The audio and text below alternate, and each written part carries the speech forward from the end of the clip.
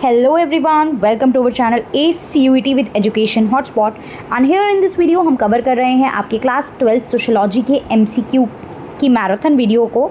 तो क्लास 12 की सोशोलॉजी के MCQ that is important for your upcoming CUET sociology examination. देखिए आप कितना भी प्रिपेयर कर ले फॉर द एग्ज़ाम, बट जब तक आपको MCQ प्रैक्टिस नहीं है, बिकॉज MCQ पैटर्न में एग्जाम है, नेगेटिव मार्किंग इज़ देयर। तो आप NCERT रीड भी कर रहे हैं बट एक एग्जाम लाइक क्वेश्चंस अगर आप लोग सॉल्व नहीं कर पाएंगे, मैक्सिमम MCQ अगर आपने सॉल्व नहीं किए हैं तो थोड़ा सा प्रॉब्लमैटिक वो एग्ज़ाम हमारे लिए हो जाता है। तो एग्ज़ाम से पहले अब बहुत कम दिन बचे हैं, लाइक अगर हम देखें तो 10 to 15 डेज़ का एवरेज टाइम आप लोगों के पास रह गया है।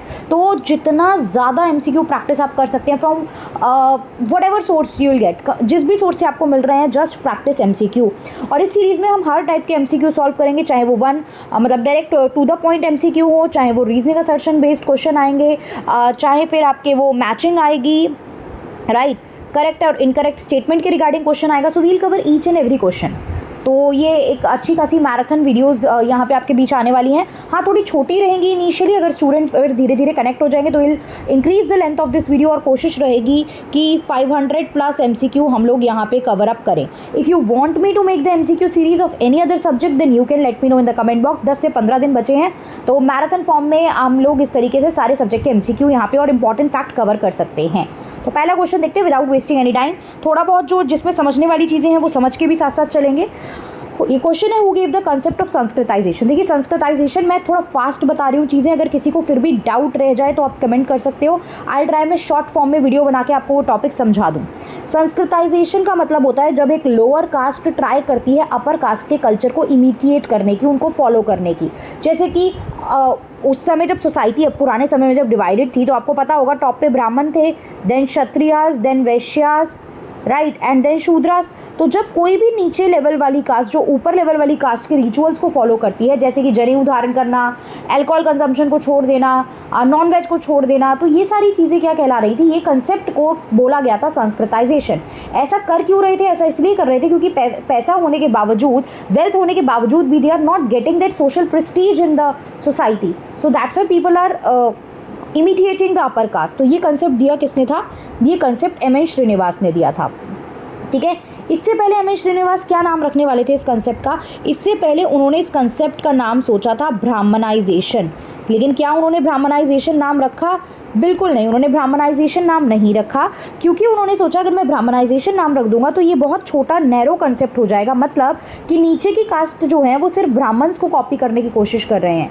लेकिन इन्होंने ऐसा नहीं करा, इन्होंने कहा कि ऐसा भी हो सकता है कि शूद्रा क्षत्रिय को कॉपी करे या वैश्या क्षत्रियास को कॉपी करे, मतलब कोई भी लोअर कास्ट जब किसी भी अपर कास्ट को इमिटिएट करती है, वो कंसेप्ट इन्होंने यहाँ पे दिया ताकि उसका जो मीनिंग है, जो उसका स्कोप है, वो थोड़ा और ज़्यादा ब्रॉडर हो जाए।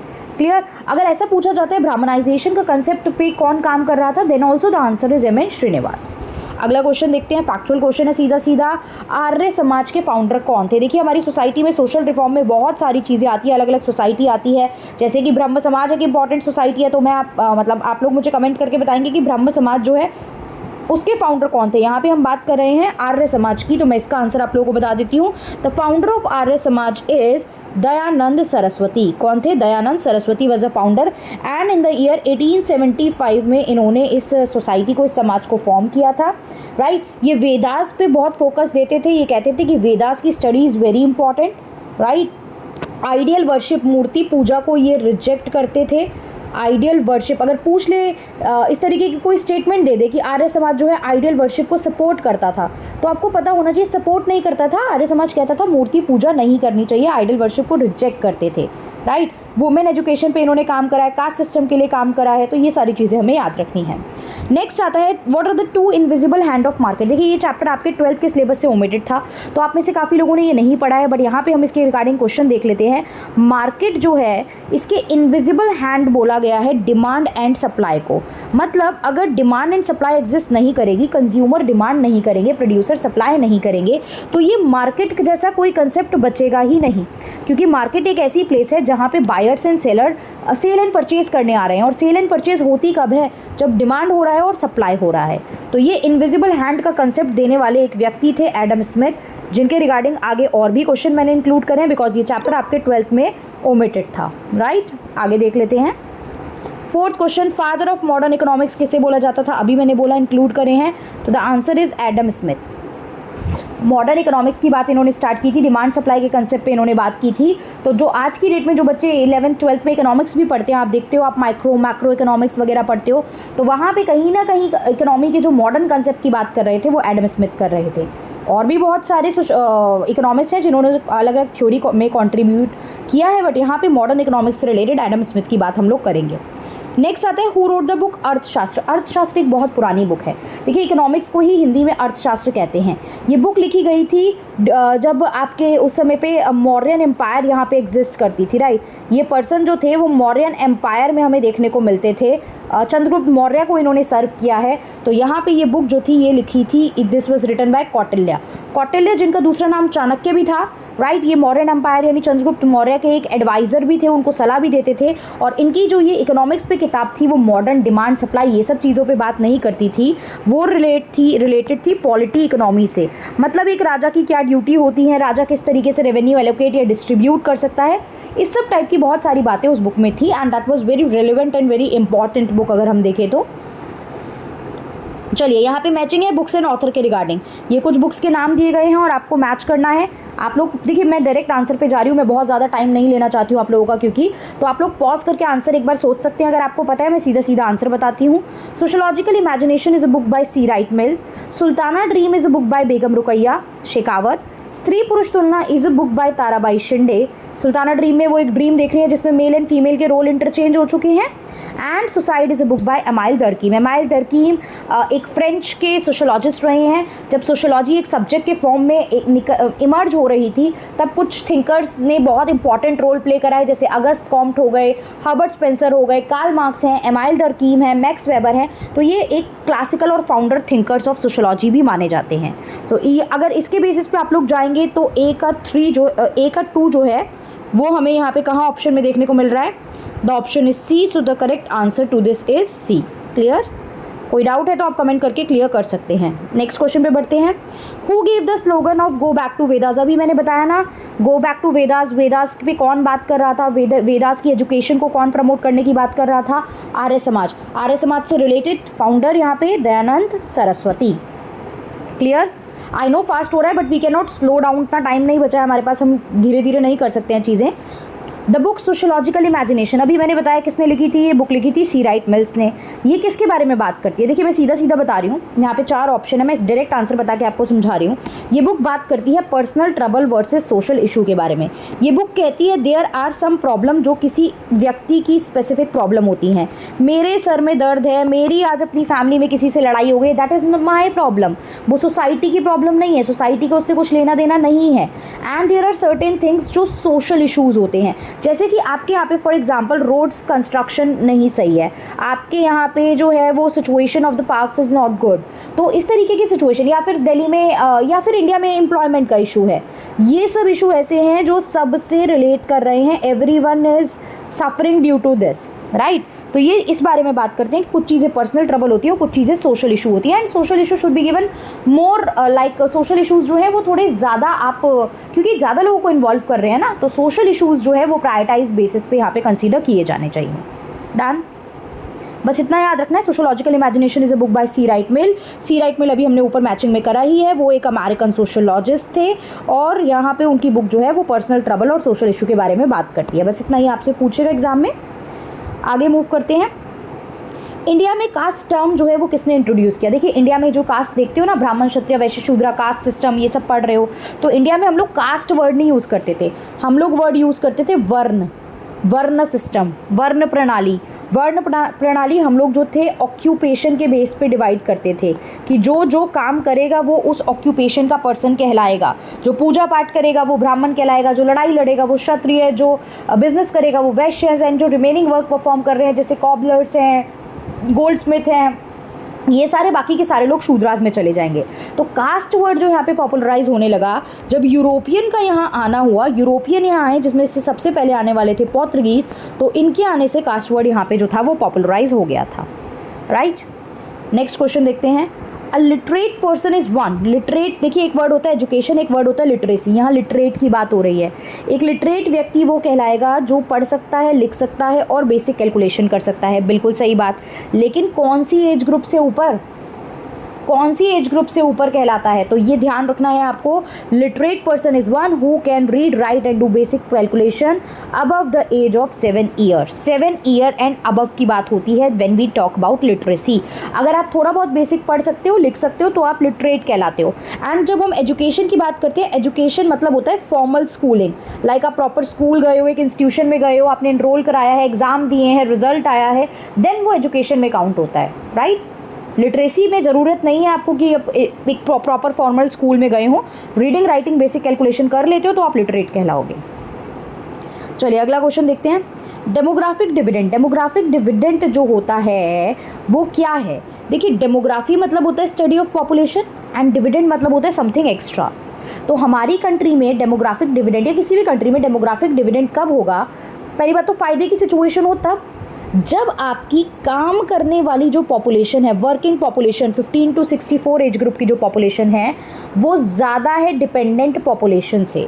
अब देखिए 15 to 64, इससे नीचे जो होंगे 14 तक वो भी हम कहते हैं चाइल्ड हैं, they can not like work और अपने आप को कमा नहीं सकते हैं, अपना इकोनॉमी में कंट्रीब्यूट नहीं कर सकते हैं, और उससे ऊपर के लोग को भी हम ओल्ड एज में डाल देते हैं लेट्स से। अब ऐसा नहीं कमा नहीं रहे, से ऊपर के लोग बहुत सारे अच्छे खासे कमा रहे हैं, बट ठीक है हम मान लेते हैं वो लोग डिपेंडेंट पॉपुलेशन में आते हैं। तो एक आइडियल सिचुएशन तब बनती है जब एक कंट्री में वर्किंग फोर्स ज़्यादा होती है। वर्किंग फोर्स ज़्यादा है मतलब काम करने वाले लोग ज़्यादा हैं, काम करेंगे, इकोनॉमी में कंट्रीब्यूट करेंगे, इंस्टेड कि वो लोग कभी ब्लू व्हेल, कभी पबजी खेलने में, कभी इंस्टा रील में, कभी फालतू की चीज़ें में ना ऑक्यूपाइड हो जाएं, बस प्रोडक्टिव कामों में ऑक्यूपाइड हो, तो वर्किंग पॉपुलेशन आपकी कंट्री के लिए काफ़ी ज़्यादा फ्रूटफुल हो सकती है। इस समय इंडिया का डेमोग्राफिक डिविडेंड बहुत ज़्यादा हाई है, तभी ये कहा भी जाता है कि अगर आप अपने डेमोग्राफिक डिविडेंड को अच्छे से ट्रेन करो, एजुकेट करो, स्किल्स दो, तो हमारी country can become the one of the leading economy in the upcoming time. तो वर्किंग पॉपुलेशन ज़्यादा होती है डिपेंडेंट पॉपुलेशन से, then that situation is demographic dividend. आगे बढ़ते हैं। देखिए मैंने अभी बताया डेमोग्राफी को क्या कहते हैं, स्टडी ऑफ पॉपुलेशन, राइट। तो अगला क्वेश्चन भी इसी से रिगार्डिंग आ गया। The study of population is known as demography, population की स्टडी को डेमोग्राफी कहते हैं। Next the process of collecting data related to population. एक तो अब हुआ स्टडी ऑफ पॉपुलेशन, डेमोग्राफी होती है, लेकिन जब आप पॉपुलेशन से रिलेटेड डेटा कलेक्ट कर रहे हो, लाइक हमारे यहाँ पे टोटल कितनी पॉपुलेशन है, मेल फीमेल बच्चे कितने हैं, ये सब जब डेटा ऑफ द पॉपुलेशन आप कलेक्ट कर रहे हो तो उसे हम कहते हैं सेंसस। हमारी कंट्री में सेंसस कलेक्ट किया जाता है पॉपुलेशन के डेटा रिकॉर्डिंग के लिए, राइट। यहाँ पे आप क्या करते हो, आप रिकॉर्ड ही तो करते हो, रिकॉर्ड ऑफ पॉपुलेशन। हालांकि जो अब की बार वाला होना था वो नहीं हो पाया, डिले हो गया है, बट एवरी 10 मतलब हर 10 साल के बाद यहाँ पे हमारी कंट्री में सेंसस कंडक्ट जो है वो किया जाता था। अगेन एक factual question, the essay on the population, ये किसने लिखा है? Essay on a population related है आपकी एक थ्योरी ऑफ डेमोग्राफी से, डेमोग्राफिक थ्योरी से रिलेटेड है, and the theory is given by Robert Malthus. आगे हम रॉबर्ट माल्थ्यूस की थ्योरी से भी क्वेश्चंस देखेंगे कि पॉपुलेशन तेज़ी से बढ़ती है और मीन्स ऑफ सब्सिस्टेंस उतनी तेज़ी से नहीं बढ़ते हैं, तो इनकी थ्योरी के भी हम लोग कुछ एमसीक्यू आगे देखेंगे। इंडिया में फर्स्ट पॉपुलेशन पॉलिसी कब आई? देखिए फैक्चुअल क्वेश्चन है, बुक में जो टेबल्स होती है ना समटाइम, वो टेबल भी हमारी जो है वो काफ़ी ज़्यादा इंपॉर्टेंट हो जाती हैं। तो this was the question from one of the table, आपकी एक जो साइड में टेबल बनी होती है ना, वहाँ से ये क्वेश्चन है। तो पूछा गया है कब आपकी फर्स्ट पॉपुलेशन पॉलिसी जो है वो इंडिया में आई थी, यहाँ पे, राइट। आप लोग पॉज करके इसका आंसर देंगे। यहाँ पे देखिए वैसे ना काफ़ी जगह पे 1976 की लिखी होती है, राइट। वैसे काफ़ी जगह 19 नेशनल पॉपुलेशन पॉलिसी जो है वो इस तरीके से लिखी होती है, बट यहाँ पे जो हमारी एनसीईआरटी में मेंशन है हम उसके अकॉर्डिंग जाएंगे कि एक अर्लियर पॉलिसी जो आई थी वो इन द ईयर 1952 में आई थी, राइट। आपको 1952 मार्क करना है।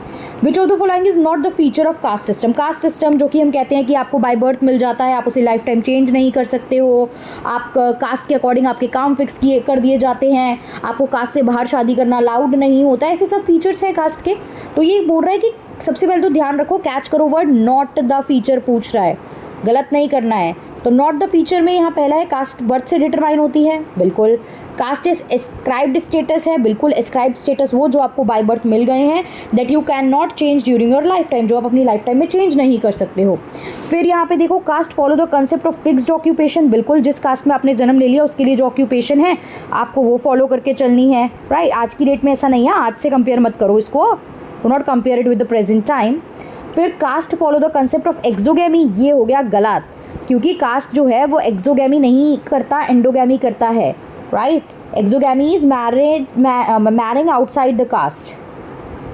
एक्सोगैमी का मतलब होता है married outside the caste and endogamy होता है married within the caste. तो ये बात आपने गलत बोली है, एक्सोगैमी की बात नहीं करता कास्ट सिस्टम, राइट।